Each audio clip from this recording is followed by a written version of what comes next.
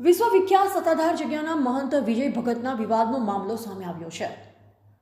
સતનો આધાર ગણાતા સત્તાધાર 2 દિવસ પૂર્વે વિજય ભગતના મોટાભાઈ નીતિન ચાવડાએ મીડિયા સમક્ષ વિજય ભગત વિરુદ્ધ કર્યા હતા આકરા આક્ષેપ। સત્તાધાર જગ્યાના મહંત અને ત્યાં રહેતા ગીતાબેન વ્યાસને લઈ વિજય ભગતના મોટાભાઈના ગંભીર આક્ષેપો સાથે સીએમને લખ્યો હતો પત્ર।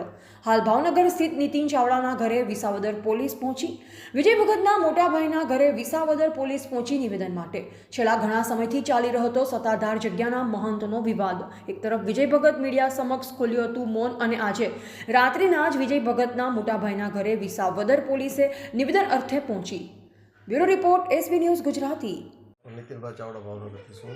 આજે જે પોલીસ આવી હતી ક્યાંથી આવી હતી અને શું લેવા હતી? એ વિસાવદર પોલીસ સ્ટેશનથી આવ્યા હતા। મારી એક 7/11/24ની ડીઆઈજી સાહેબની જે અરજી કરી હતી એના પછી જે ખોટી રીતે પોલીસને પ્રભાવિત કરે છે કે હું 1 મિનિટ ડીવાયએસપી હતો, મને તો વેરાગ લાગી ગયો, હું સાધુ થઈ ગયો છું, તો પોલીસને પ્રભાવિત કરી નિર્દોષ લોકોને મારેલા છે। એ સબબનું આજે એક નિવેદન લેવા માટે વિસાવદર પોલીસ આવી હતી અને વિસ્તૃત નિવેદન આપણે આપ્યું છે।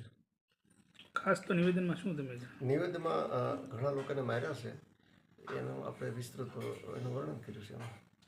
વિજય બાપુજી ખોટા છે તમે માનો છો? 101% ને 150% ખોટો માણસ છે અને એવું એ ખોટો છે કે આજે જે વાતો કરી છે મીડિયાની અંદર ગોળ ગોળ વાતો કરી છે, મીડિયાવાળા કોઈ પ્રશ્ન પૂછ્યા નથી અને એને પોતે રીતે વાત કરી દીધી, ગોઠવેલું એક ઇન્ટરવ્યૂ હતું, બાકી બીજું કાંઈ હતું નહીં એમાં કાંઈ। તમારી શું અપેક્ષા છે? એ અપેક્ષા છે કે એના બધા ગૌરવ ધંધા બંધ કરી દે, ભાગ ધમકા પણ બંધ કરી દે। અમે જ્યારે એની સાચી વાત ઉજાગર કરી રહ્યા છીએ, ગીતાબેન વ્યાસ નામની જે એક લેડીઝ છે, આખો સત્તાધાર ઉપરનો પ્રભાવ છે, એના સાથે એના સંબંધો છે, જે કાંઈ આડાવાળા સંબંધો હોય એ તો આખું જગત જાણી ગયું ને। આ 24 કલાકની અંદર મીડિયાની અંદર કરોડો લોકોએ જોયું છે, એટલે એ પોતાની જાતને મોટો સંત મહાત્મા સમજતો એવા કોઈ લક્ષણો સંત મહાત્મા નથી, એક ગુંડાગીરીના લક્ષણો છે। આથી વિશેષ મારે કંઈ કહેવાનું થતું નથી। ઘણી બધી ચર્ચા થઈ ગઈ છે અને આગળ બધું ઘણું બધું થશે, એ તમે મીડિયાવાળા લોકોને જાણ કરવામાં આવશે। કદાચ કોઈ કાર્યવાહી નહીં થાય તો તમે શું કરશો? સરકારને આપણે લખ્યું છે કે સત્તાધારની અંદર વહીવટદારની નિમણૂક કરો અને સરકાર વહીવટદારની નિમણૂક કરશે જ, એમાં કોઈ શંકાનું સ્થાન નથી અને વહીવટદારની નિમણૂક થઈ જાય પછી એનો કોઈ અધિકારી રહેતો નથી। નિર્દોષ માણસોને ખૂબ માર્યા છે, એના પ્રતિભાવ રૂપિયા બધા આપણે ભેગા થયા છીએ, એનો પાપનો પોકાર થયો છે, પુણ્ય એનું પૂરું થઈ ગયું છે। એટલે આ બધી ઘટના બનતી હોય છે જગતની અંદર, એ જાણે છે સારી રીતે હું કોણ છું, હું છું, હું નહીં। એની દુઃખતી રગ મારી પાસે ઘણી બધી છે। એના જે કૌભાંડો મારી ભેગો 14 વર્ષ રહ્યો છે માણા, મેં એને જ ભણાવ્યો છે, એ જગતના પડ ઉપર ખોટું બોલે છે। મારા ફાધરે એને 1 રૂપિયો નથી આપ્યો, હું નોકરી કરતો તો મેં જ એને ભણાવેલો છે। મેં એની પાસે પૈસા માંગ્યા હતા, ભાઈ તું મેં તને ભણાવ્યો છે, તું મને પૈસા આપી દે।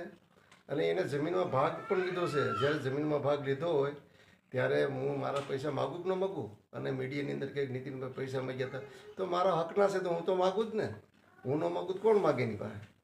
એટલે મૂળ એને ત્યાગી થઈ ગયો છે ને પછી જમીનમાં ભાગ હોય તો માગ્યો, 7 વીઘા જમીન એના ભાગમાં છે, 7 વીઘા જમીન તો ન લેવી છે ને, તો એના પૈસા ના માગે।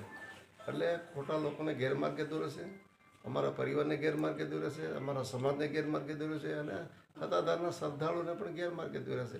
એટલે આ બધા ઇન્સિડન્ટ્સ ઊભા થયા છે, આથી વિશેષ આપણે કંઈ કહેવાનું થતું નથી। ઓકે।